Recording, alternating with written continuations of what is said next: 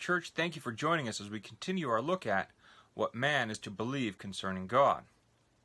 This morning, we're going to look in particular at what is the communion and grace which the members of the invisible church have with Christ, question 69 of the Larger Catechism.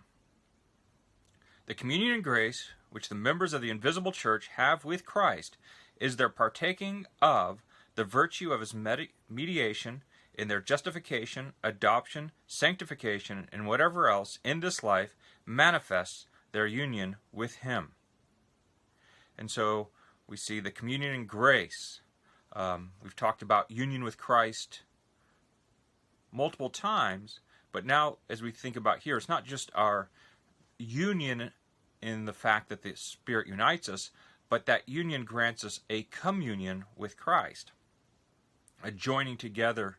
And so what parts in particular do we share with Christ in this union?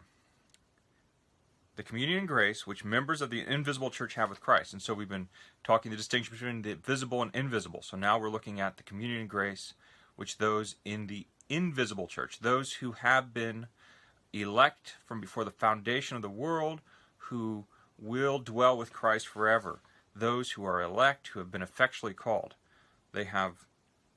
They share in justification, so that Christ and his mediation as prophet, priest, and king, and so we share in justification. And those whom he predestined, he also called, and those whom he called, he also justified, and those whom he justified, he also glorified.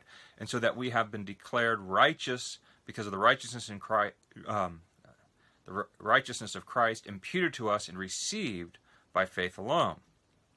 And we'll look at that